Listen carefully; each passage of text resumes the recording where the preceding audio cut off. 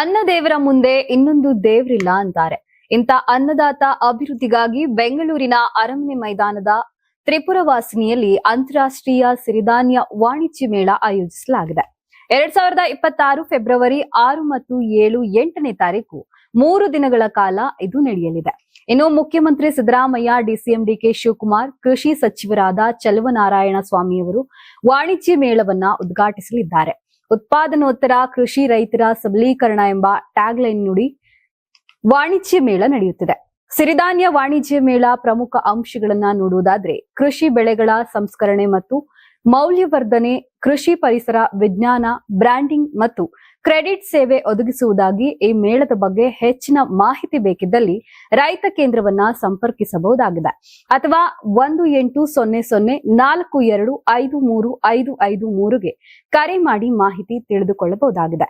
ಬೆಳೆ ಸಮೀಕ್ಷೆ ಮಾಹಿತಿ ವೀಕ್ಷಿಸಲು ಹಾಗೂ ಯಾವುದೇ ವ್ಯತ್ಯಾಸಗಳಿದ್ದಲ್ಲಿ ಬೆಳೆ ದರ್ಶಕ್ ಆಪ್ನಲ್ಲಿ ಆಕ್ಷೇಪಣೆಗಳನ್ನ ಸಲ್ಲಿಸಿ ಇತ್ಯರ್ಥಪಡಿಸಿಕೊಳ್ಳಬಹುದಾಗಿದೆ. ಲಕ್ಷಾಂತರ ಸಂಖ್ಯೆಯಲ್ಲಿ ರೈತರು ಭಾಗಿಯಾಗಿ ಪ್ರಯೋಜನ ಪಡೆದುಕೊಳ್ಳಬೇಕಾಗಿದೆ. ಜೊತೆಗೆ ಸಾರ್ವಜನಿಕರಿಗೂ ಕೂಡ ಉಚಿತ ಪ್ರವೇಶ ಇದೆ.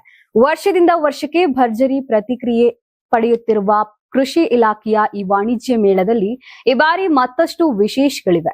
ರೈತರಿಗೆ ಅಷ್ಟೇ ಅಲ್ಲದೆ ಜನಸಾಮಾನ್ಯರಿಗೂ ಕೃಷಿ ಬದುಕು ಅರಿಯಲು ಸಹಕಾರಿಯಾಗಿದೆ. ಮತ್ತಿನ್ಯಾಕ್ ತಡ, ವಾಣಿಜ್ಯ ಮೇಳದಲ್ಲಿ ಭಾಗಿಯಾಗಿ.